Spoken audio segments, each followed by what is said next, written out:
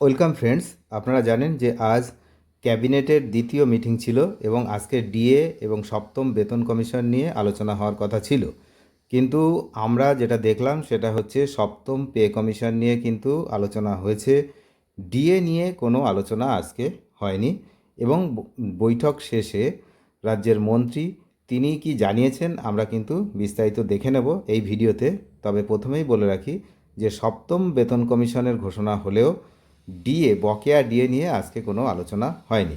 এর কারণ হিসাবে যেটা মনে করা হচ্ছে যে যেহেতু এই বকেয়া ডিএর বিষয়টা এখনও কিন্তু সুপ্রিম কোর্টে এর একটি মামলা চলছে, রাজ্য সরকারেরই করা মামলা, যেটা হচ্ছে বিগত যে রাজ্য সরকার ছিলেন তারা কিন্তু এই ডিএর ব্যাপারে কিন্তু উদাসীন ছিলেন, আপনারা জানেন। তো তারা এই ডিএ আটকানোর জন্য বারংবার মামলা করেছেন এবং সেই মামলা এখনও সুপ্রিম কোর্টে বিচারাধীন। তো সেই জন্যই হয়তো আজকে ডিএ নিয়ে কোনো ঘোষণা হয়নি। তবে সপ্তম পে কমিশন নিয়ে কিন্তু ঘোষণা হয়েছে। কি বললেন মন্ত্রী আমরা কিন্তু এই ভিডিওতে এবার দেখে নেব। প্রকল্পের নীতিগত অনুমোদন।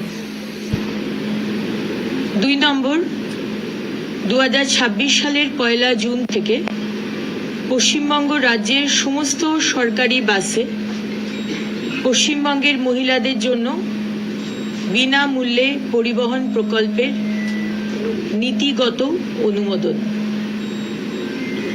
3 নম্বর,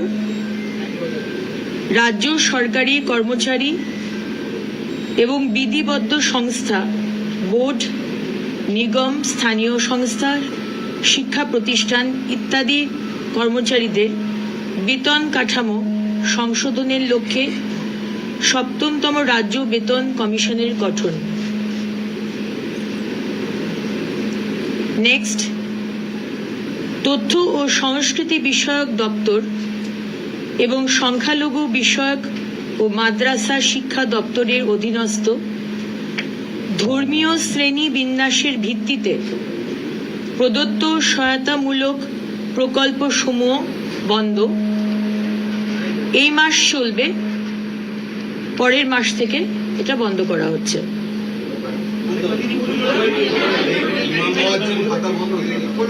ডিটেলস নোটিফিকেশন দেওয়া হবে, আপনারা তখন জানতে পেরে যাবেন।